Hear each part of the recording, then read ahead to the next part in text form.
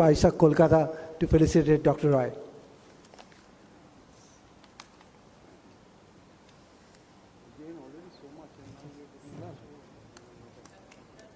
Hey, Anand.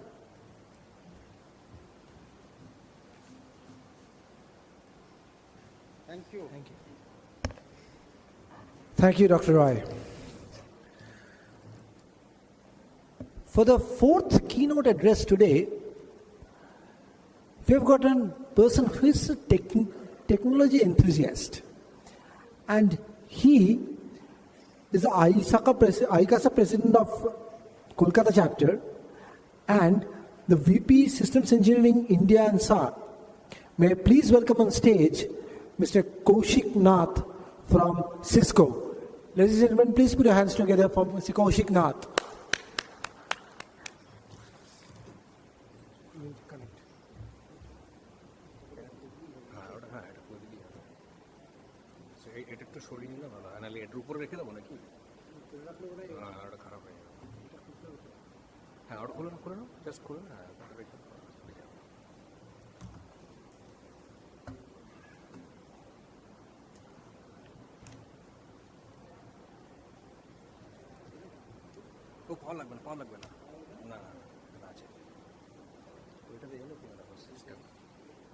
System hello.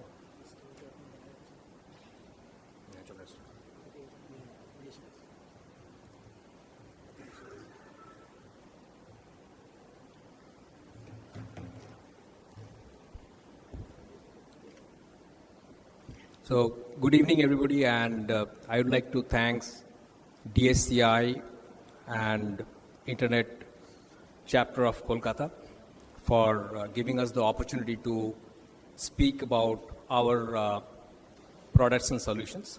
Though it is not a product and solution presentation so far, but I would like to deliberate on our company perspective towards privacy and security, which is the key topic of today. So with that, I have kept a very brief agenda today. We'll see how we drive internally within the company security as a domain or as a practice. Brief ideas about our solution portfolio, and we'll conclude with related remarks. So many people ask that, how Cisco looks at security, at what angle. So what my answer is that, one of the key point where we start security is right from our CEO. And to deliberate on that, we decide 5 company priorities at the beginning of every year, and security has been the topmost priority for last 5 years consistently. And that says how much we care about our internal security as well as our external security for customers and partners. We spend $6.2 billion every year for R&D, or for all our product portfolios. And a significant amount of that $6.2 billion goes for security product development. And that says that how much we deliberate on that thing. So with this particular message, I just wanted to share with you that how do we see security? Is it as a product or as an architecture? So when I say product, a product necessarily addresses a particular transactional issue. It may not address the whole picture holistically. But our approach towards security is always architectural, that we build an architecture and we survive on that. We build services on top of it so that it can scale as you go ahead. And the technology model which you develop on top of the architecture can support you for a longer period of time. Now here in this particular slide, what I wanted to share with you is that how the entire gamut of IT operation is taking shape in future. Now if you see on the left hand side is the corporate, traditional corporate picture where you have the data center, you have the application, you have the branch offices, which is being guided by a fixed policy, and you have a gateway which is necessarily a security gateway which is connected to the external world.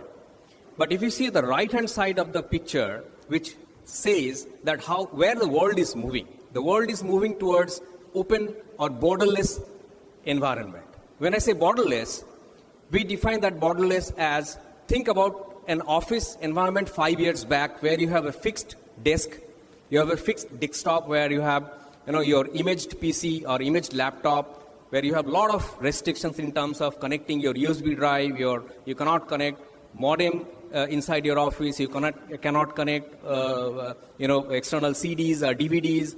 There are so many restrictions. But today, the office environment is more mobile, it's more open, it's more flexible. You can bring your any device, Android-based device or iOS device, and connect to your office network and start working. So that creates a lot of flexibility in terms of, it can be anywhere, anytime, using any device you can perform your office job.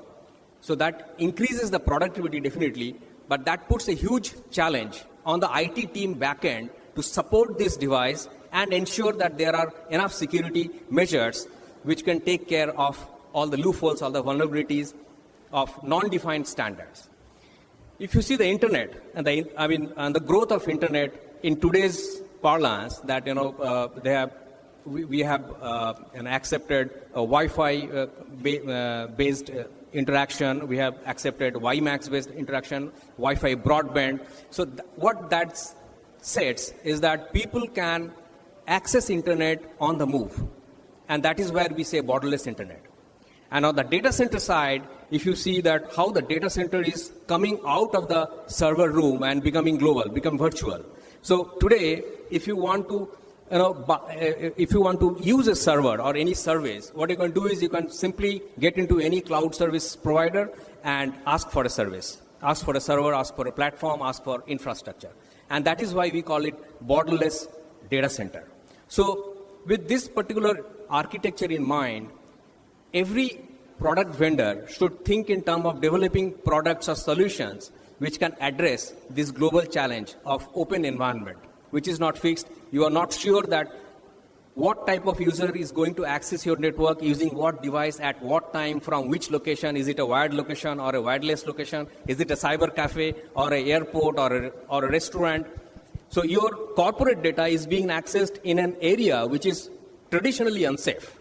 So how do you provide enough security control to keep your data secure? You can address the compliance requirement, and also you can address the privacy requirements. So this is what the architecture we work on, and we develop services on top of it. So as I said, that our security portfolio, when you build a security product, the privacy and security compliance requirements are built right from the beginning. It is incepted right from the design phase. And just wanted to share with you a couple of solutions which we have developed for addressing the privacy and security challenges. This is the first one is TrustSec and SecureX, which is based on 802.1x architecture. And we have the VMDC. This is especially for cloud security, where you have multiple tenants sharing the same CPU and the same VM. And with our mail and web gateways, the ScanSafe, which is a cloud-based email and web security. And the perimeter security, well-known, firewall and IPS. UMI, which is probably new for many of you. UMI is a secure video conferencing solution, where we use SRTP protocol to make the communication secure, where we use the cloud services to enable and disable the video conferencing. And with the security intelligence operation to provide you zero-day threat protection. And last but not least, we have the identity services engine, which takes care of posture and identity in a typical case where you are adopting BYOD, that is bring your own device in your organization. So we will see a couple of them. First, we will see that how, as a company, we address the privacy protection or privacy challenges. Now, there are 3 points I have listed down, encryption at L2 and security group tagging at L2 layer and identity and posture management. So we'll see that how this encryption at L2. Now, encryption at L2 is not a new thing. It's been there. But the problem is that when you think about encryption, we always think about connectivity from outside to your office. That is when you're using internet, you're using IPsec, you're using SSL. But when you look at the statistics of attacks, 70% of the attacks happen internal, and we are not taking care of that. Most of the internal LAN traffic is not encrypted. So that is where we are addressing this particular challenge. So let's see, it's a diagram where we'll animate that what happens when you do a L3, L4 encryption. Now, the typical problem with L3, L4 encryption is that the packet is not visible to L2 devices, and the challenge is you cannot enforce QoS policy. You cannot tag this particular packet. So let's see this ciphered data. Even if you encrypt at the PC level, it can pass through all the network devices in between and can reach your data center, which can be a potential threat. Now, to address this particular situation, what we have done is that we have introduced 802.1 architecture, which is called AE encryption, which will encrypt the data at the desktop, and then at the L2 level, it will decrypt the data at egress, and then re-encrypt the data at ingress, and send it back to the data center. So every L2 device which is active will open the packet, will read, enforce the QoS policy, enforce the security group tagging, and then send it to the data center. Now, what it benefits is, it benefits you two ways. One is that you are getting the L2 encryption with a much less overhead at the CPU level, and the second is that you can enforce QoS at L2. Okay, so that is the advantage. Another advantage is that rogue device detection. So traditionally what we do is to detect or to restrict a rogue device, we close the port, we disable the port. Now in a large organization, if you disable a port, it will be very difficult for managing when a person wants to connect to your network from an undefined port or from a conference room. Now to make it automatic and more in a productive way, what you can do is you can introduce device authentication. Normally what we use is we use user authentication. Here we have introduced every device which is active needs to be authorized in the network, and that happens automatically. So look at here, if you want to connect a switch or an access point at conference room where you have a wall socket which is connected to your code switch at the back end, it needs to be authenticated first. Once it gets authenticated, it will be authorized to access the corporate network. And followed by that, when you connect a laptop or a PC to that particular switch, even that PC also needs to be authorized to access the network. And this is how the whole gamut of active devices which gets connected subsequently needs authorization to connect to your network from an disabled port. Otherwise, okay? So that is the whole point here. And once you disconnect these devices, automatically these ports will get shut down. So this is how you can address the privacy part as well as the security part in a large organization. Now, there is a term which has been very much coined in the market that's called BYOD, or IT consumerization. Now, what is the result of that? The result of that is, people are bringing in, as I mentioned, that, n number of devices in the organization and they are accessing corporate data from anywhere. Now, what you need to do is that you need to put a very strong authentication mechanism for these devices, because these devices are not standardized. These are not prefixed by the organization. The policy has not been enforced. So we have 802.1x mechanism to ensure that you have a very strong authentication mechanism along with MACsec and WebAuth. And on top of it, we have a device authentication mechanism as well, where we check two things: device profiling and posturing. Okay, so what is the combination effect of this is that you get a comprehensive visibility that who is connecting to the network, what that guy is using, where from that person is logging into the system, when, what is the time, and how he is logging, using an Android or using a BlackBerry OS or an iOS or what operating system. So this comprehensive visibility will help the law enforcement department to initiate any or trigger any forensic analysis or any legal action against a particular person. So this is how the identity and context awareness helps to address the privacy and security challenges. Now let's get into the other mode, the other side of the table, that is the cloud security. As a company, we have a plethora of products which addresses the cloud security, which one of the most important, which I'll discuss here, is the email and web security, which is most used. And as you know, that email is one of the most used applications across the world. So I'll highlight this one. So as an architecture, what we support is that most of the people, they look for two controls when they receive mail. One is they want to control spam and they want to control virus. Now there are other two operations which many organizations want, but not everybody. Those are data loss prevention and encryption. That is for outbound. So these are the four major services which is supported, in a particular solution. How do you deliver this particular solution? There are three models. One is that you can completely outsource these four operations as a cloud service.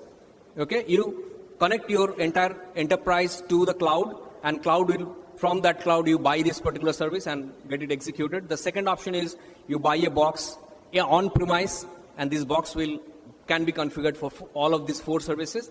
And the third one is the mixed one, that is a hybrid one. Part of will be done by the cloud and part of will be done by the box itself. So this is how the email architecture, which is supposed to be one of the most widely used applications across the world and most vulnerable one, you can take action on that and ensure that your corporate data remains safe. And the beauty of this is that all of this can be done from a single console. So we have a concept called single pane of glass. Okay, so the installation part, the fine-tuning, the configuration, troubleshooting, everything can be done through a single console, which actually helps the user, when you talk about how easily we can deploy this solution and use it. So this is what can be done. And another significant advancement in security intelligence operation is that people ask us that how do you maintain a zero-day attack protection? Or how do you provide your customers that your systems will be up to date at any point in time? So we use 30 plus data centers across the world where we have sensor base. That is a huge database which collects information from more than 9 lakh firewalls installed across the world and almost equal number of IPS. And as you can see that we have 30% global email traffic which crosses Cisco networks every day. And 3 billion daily web requests we got. So all of this data, it creates a lot of intelligence. And that intelligence we use and analyze to create antidotes. And those antidotes, this is the creation part, and those antidotes are then further delivered into all the devices so that all the devices across the world remains up to date every second. So take an example. If an attack happens in US, we develop the antidote within 3 or 4 minutes, and the same antidote is pushed within minutes to all the devices across the world. So within 5 minutes, all the devices have the latest antidotes, doesn't matter where the attack has happened. So this is how we ensure that all our customers and partners, whoever is using our solutions, they are well protected and up to date in terms of attacks and vulnerabilities. So this is what the investment we have made. We have more than 200 qualified engineers who is supporting this initiative. And we have 30 plus certified data centers, all are tier 3 data centers across the globe, which executes this kind of controls. And as you know that Ironport, one of our best email and web solutions, which supports this initiative. And as you can see, the data says that 4 billion of web requests per day we handle on that data centers, which is huge. And this is growing every day. So with this, I just wanted to conclude my session by saying that, as you have heard, that security is one of our first 5 topmost priorities across the organization, and we don't dare to compromise it anyway because it is driven from our CEO level. The second is that we focus on architecture, which has a better model to deliver and scale up at a later stage. Third is privacy and compliance. We introduce from the design phase itself, not as a patched one. Fourth one is that we try to be relevant with our customers always, and we consistently innovate. Last but not the least, as I have heard that from multiple speakers earlier, that our objective is to develop a 360-degree angle, strategy, which will involve people, process, technology, society, legal, and administrative frameworks to create a better and protected environment. So that's all from my side. If you have any question, I'd like to take it right now. Else, I'll be around. You can ask me any questions if you feel so. Thank you. Thank you for being good audience.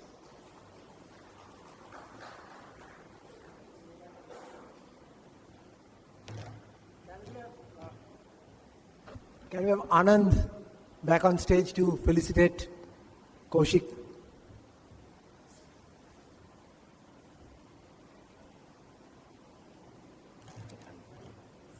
Anand, look at that. That way. Oh, this is a photograph. Photograph pose once more. Thank you, Kaushik. Shall I take it?